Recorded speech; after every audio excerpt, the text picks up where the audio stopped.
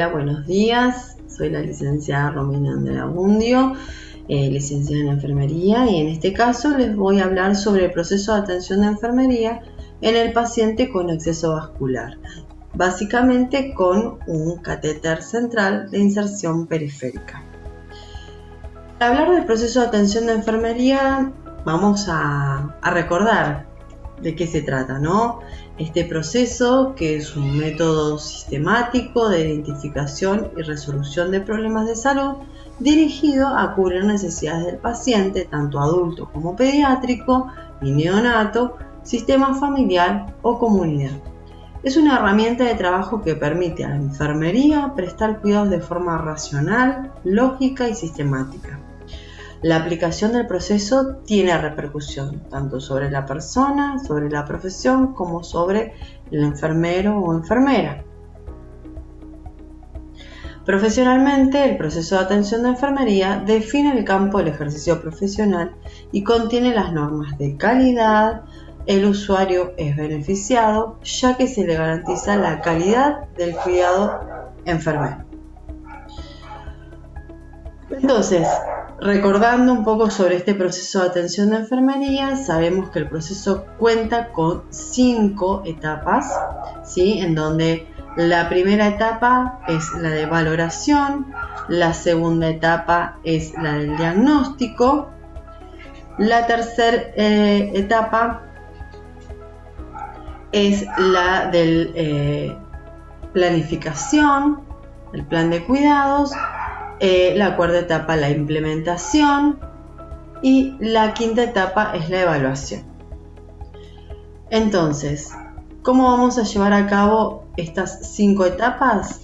Bueno, vamos a utilizar lo que hoy actualmente está, digamos, como estandarizado, que son los 3 lenguajes estandarizados reconocidos por la American Nursing Association, la ANA, ¿sí? En donde plantea como primer lenguaje estandarizado los diagnósticos de la NANDA internacional, en donde define a este como un juicio clínico sobre las respuestas de un individuo, familia o comunidad a problemas de salud o a procesos vitales reales o potenciales. Las intervenciones, que es el segundo lenguaje estandarizado que vamos a utilizar, las NIC, ¿sí? Es cualquier tratamiento basado en el juicio clínico y en el conocimiento que una enfermera lleva a cabo para mejorar los resultados de un paciente. Y como tercer lenguaje estandarizado vamos a tener los resultados contenidos en la clasificación de resultados de enfermería, los NOC, ¿sí? Que se definen como el estado, la conducta o percepción de un individuo, familia o comunidad, medido a lo largo de un continuo, ¿sí? Como respuesta a una o más intervenciones de enfermería.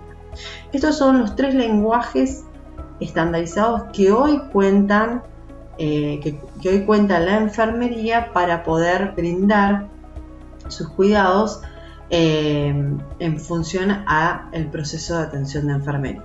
Bien, entonces, para recordar, la primera etapa habíamos dicho que es la valoración, ¿sí? En donde en esta valoración lo que vamos a realizar es, ¿no?, la recolección de los datos a través de la observación y a través de las técnicas mediante la realización del examen físico, que es la inspección, la palpación, la auscultación, la percusión. Una vez que recolectamos estos datos, los vamos a analizar, ¿sí? Los vamos a agrupar en función a qué, a la teórica de enfermería que utilicemos. En este caso, las más utilizadas en la práctica de enfermería son Virginia Henderson y Marjorie Gordon. Virginia Henderson con sus necesidades alteradas, con su modelo de necesidades alteradas, y Marjorie Gordon con su modelo de patrones funcionales. Bien, entonces en función a estas teóricas, que elijamos una, vamos a agrupar, ¿no?, esta información en función a, por ejemplo, los patrones de Gordon. Vamos a identificar posibles diagnósticos de enfermería, vamos a quizás a realizar una nueva valoración focalizada, y una vez que reconfirmamos y refutamos los diagnósticos potenciales, vamos a hacer un diagnóstico y priorizar. Bien, ahí pasaríamos a realizar la segunda etapa del proceso de atención de enfermería, que es el diagnóstico, en donde vamos a seleccionar qué diagnóstico vamos a llevar a cabo en función a esta priorización, ¿no? Vamos a pasar a la segunda etapa, que es el diagnóstico de enfermería, en donde vamos a determinar cuáles de esos problemas son reales y cuáles son potenciales, ¿no? Utilizando el formato PES, que lo establece Mallory-Gordon, en donde va a haber un problema, una etiología y signos y síntomas cuando hablamos de diagnóstico real. Cuando hablamos de diagnóstico potencial, vamos a tener el problema y el relacionado con van a ser los factores de riesgo. Bien, estos son los más utilizados. Si bien hay más tipos de diagnósticos, como el diagnóstico psicosocial, el diagnóstico de síndrome, ¿sí? El diagnóstico de promoción de la salud, pero estas dos estructuras son las más utilizadas, tanto el real como el potencial. Bien, dijimos entonces que vamos a realizar la valoración como primera etapa. Segunda etapa, vamos a determinar el diagnóstico de enfermería en base a este primer lenguaje estandarizado, que es el lenguaje de la NANDA Internacional. Y acá voy a agregar una frase de Carmen Espinosa, que es la presidenta actual de la NANDA Internacional, que dice: si no se usa el diagnóstico de enfermería, si no se usa el diagnóstico, todo lo que puede hacer una enfermera o enfermero es cumplir órdenes de otros profesionales. Importante, ¿no? ¿Qué importancia engloba esta frase, ¿no? En cuanto al uso del diagnóstico de enfermería.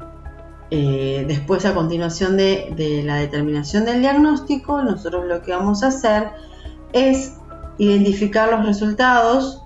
En este caso vamos a seleccionar el lenguaje estandarizado del NOC, para luego después pasar a la tercera etapa de planificación de enfermería, utilizando para el plan de cuidados el tercer lenguaje estandarizado, que es el NIC, implementarlo y luego evaluar nuevamente nuestras intervenciones con el lenguaje estandarizado del NOC. Bien, bueno, eso es hoy lo que cómo, digamos, utilizar estos tres lenguajes a través del proceso de atención de enfermería. Bueno, y para que podamos llevar a cabo esto y poder, digamos, visualizar mejor el proceso, vamos a presentar un caso. El caso que vamos a presentar es un varón de 38 años de edad que ingresa al servicio de oncología en su hospital de referencia para iniciar su primer ciclo de tratamiento con quimio por un diagnóstico de cáncer de colon. Bien, durante las visitas anteriores al hospital, el personal de enfermería identifica que esta persona tiene dificultad para acceder al árbol vascular, o sea, no tiene buenos accesos vasculares, por lo que antes de iniciar el tratamiento se le presenta al paciente como terapéutica optativa la colocación de un acceso venoso central por vía periférica, el PIC. Bien, el médico toma la decisión, puesto que prevé que no se va digamos, a tener un tratamiento mayor a 6 días, entre 4 a 6 meses, por lo que es candidato a la colocación de este tipo de dispositivo, porque también, ¿no?, la administración de este tipo de medicación es altamente vesicante. ¿Se acuerdan que cuando vimos, si ustedes ven el video de catéteres venosos centrales, catéteres centrales de inserción periférica, que son en este caso el PIC, una de las condiciones para que se le coloque a un paciente este tipo de dispositivo vascular tiene que ver con esto, con la medicación que va a recibir, que en este caso es quimioterapia, es altamente vesicante, como dije recién, y el tratamiento es prolongado. Bien, entonces, reconfirmando, en este caso se decide la colocación de un catéter. Datos de la valoración: se realiza la valoración siguiendo el modelo de Virginia Henderson, en donde en la respiración no se presentan alteraciones, el paciente es autónomo. Con respecto a la alimentación, es una dieta presenta una dieta hipercalórica, hiperproteica, basada un poco en la patología que presenta. No tiene dificultades para la ingesta, pero a veces presenta náuseas y vómitos. Puede hidratarse de forma autónoma y es capaz de comer solo y prepararse sus propios alimentos. Con respecto a la eliminación, no hay alteraciones. El paciente presenta 2 deposiciones por día, elimina orina de forma autónoma. Con respecto a la movilización, no hay alteraciones, el paciente se moviliza sin dificultad. Con respecto al reposo y el sueño, no precisa ninguna ayuda para conciliar el sueño, es autónomo. En cuanto a la vestimenta y al de vestirse, el paciente es autónomo, elige sus propias prendas. Con respecto a la termorregulación, la siguiente necesidad: está febril y el paciente es capaz de adecuar su vestimenta al clima, pero acá empieza a notar efectos de la quimioterapia, viéndose aumentada la sensibilidad al frío, pero también él es capaz de controlarlo, así que es autónomo. Con respecto a la higiene y la integridad de la piel, la persona está normohidratada, normocoloreada, tiene buena higiene personal, precisa ayuda parcial para ducharse para no mojar los apósitos o vendajes. Con respecto a su seguridad, el paciente expresa preocupación por su estado de salud, es consciente de los riesgos a los que está expuesto por su patología, reconoce signos y síntomas de urgencia y es capaz de actuar en consecuencia, así que es autónomo.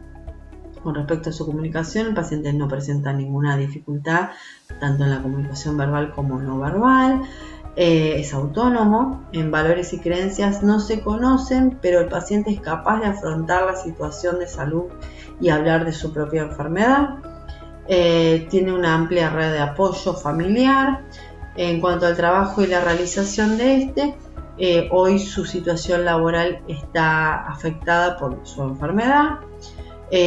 Con respecto a actividades lúdicas, no realiza ninguna. Y con respecto a la última necesidad, el aprendizaje, el paciente muestra interés por aprender acerca de sus patologías y los cuidados específicos, se muestra colaborativo y conoce sobre su tratamiento, es autónomo. Entonces, en función a la valoración de este caso, nuestra atención va a enfocarse en evitar riesgos. En el caso de él, vamos a hacer foco en 2 diagnósticos de riesgo. Uno en el riesgo de infección y otro en el riesgo de sangrado, porque recuerden que este paciente está iniciando su tratamiento con quimioterapia y se le está colocando un catéter central de inserción periférica, que es el PIC. Entonces vamos a hacer foco en el punto de inserción de este catéter, valorando, ¿no?, si hay presencia de supuración, enrojecimiento, hinchazón, dolor, que son signos, ¿no?, de infección sobre los que nosotros debemos actuar de inmediato. Durante la anamnesis y la valoración inicial, también nosotros tenemos que valorar, ¿no?, los conocimientos del paciente acerca del manejo, de los cuidados y los riesgos que se pueden derivar de la colocación de este dispositivo, para poder implementar acciones, ¿no?, necesarias basadas en la educación para la salud. Entonces, el primer diagnóstico que vamos a seleccionar va a ser este diagnóstico potencial de la taxonomía de la NANDA, que es riesgo de infección, en donde se define como susceptible de sufrir una invasión o multiplicación de organismos patógenos que pueden comprometer a la salud. Los factores relacionados que seleccioné son paciente portador de PIC, inmunosupresión secundaria, tratamiento con quimioterapia. El NOC que vamos a utilizar va a ser el control de riesgo, proceso infeccioso, que se define como acciones personales para comprender, evitar, eliminar o reducir la amenaza de adquirir una infección. Vamos a seleccionar los siguientes indicadores. Identifica signos y síntomas de infección, practica estrategias de control de infección y reconoce los factores de riesgos personales de infección. Bien, las intervenciones que vamos a utilizar va a ser la gran intervención, cuidados del catéter central de inserción periférica, que se define como inserción y mantenimiento de un catéter central de inserción periférica para el acceso a la circulación central. Las actividades que vamos a seleccionar y llevar a cabo van a ser registrar el día de inserción, el tipo de catéter, las incidencias durante la técnica y la fecha prevista de cambio del catéter. Explicar el propósito del catéter y la duración prevista, cuáles son sus beneficios, cuáles son sus riesgos, asegurándonos de que la persona entienda, ¿no?, los beneficios y los riesgos y que sea partícipe de sus cuidados, ¿no? Explicarle el propósito del catéter, bien lo dije, comprobar diariamente que el catéter se encuentre bien fijado, que no haya posibilidades de extracciones accidentales. Se va a marcar cuando se coloque el catéter el largo, ¿no?, en cuanto a la anatomía del paciente. Y recuerden que luego de la colocación siempre hay que comprobar por radiografía, ecografía o electrocardiograma que el catéter esté bien colocado, ¿sí? Si digamos, hay signos de que el catéter ha migrado, se ha movido, hay que suspender automáticamente la medicación que se está administrando. Recuerden que una de las complicaciones tempranas del catéter de inserción periférica es la migración de este. Entonces tenemos que estar atentos a que no se haya movido, que no haya migrado. Bien, utilizar apósitos estériles, acuérdense, adaptados al dispositivo, ¿no? Ahora encontramos apósitos que tienen en su centro gel de clorhexidina, y recuerden que el apósito tiene que ser también transparente para poder visualizar el sitio de punción, el cual debe estar limpio, no debe haber restos de sangre ni exudación. Se debe registrar fecha y horario de la colocación del apósito, vigilar diariamente el punto de punción, ¿no?, para vigilar que no haya signos de flebitis como enrojecimiento, calor, edema. Debe instruirse al paciente a que reconozca estos signos y estos síntomas de infección y comunicarlo, ¿no?, lo más rápido posible. Manipular correcta y de manera estéril los puntos de conexión del catéter. Recuerden que también son los puntos de más riesgo de infección, son los tapones, ¿sí?, y las conexiones. Entonces hay que manipular el catéter, recuerden, con guantes estériles, con barbijo, con camisolín, con campo estéril, realizar la curación en base al protocolo que tenga la institución. Registrar y anotar todo lo que realicemos con ese catéter y con el paciente. Vigilar entonces signos y síntomas de infección generalizada como la fiebre. Recuerden que el catéter, ¿no?, invade esta gran barrera que es la piel y accede al sistema vascular, ¿no?, donde se puede generalizar rápidamente la infección. Si se sospecha de infección, se debe tomar, ¿no?, una muestra de hemocultivos en función también al protocolo que tenga la institución, y si es necesario se debe retirar el catéter. Bien, eso con respecto al primer diagnóstico, que es el riesgo de infección. El otro diagnóstico que seleccionamos es el de riesgo de sangrado, que se define como susceptible de disminución del volumen de sangre que puede comprometer la salud. El factor relacionado que vamos a utilizar va a ser el tratamiento de quimioterapia y el paciente portador de PIC. El NOC que vamos a utilizar va a ser control de riesgo, que se define como acciones personales para comprender, evitar, eliminar o reducir las amenazas para la salud que son modificables. Los indicadores que vamos a seleccionar son dos: que sigue las estrategias de control seleccionadas, que identifica los factores de riesgo. Y acá vamos a utilizar dos NIC. En este caso seleccioné dos NICs. Uno es educación para la salud, bien, que se define en cuanto a desarrollar y proporcionar instrucción y experiencias de aprendizaje que faciliten la adaptación voluntaria de la conducta para conseguir la salud en personas, familia o comunidades.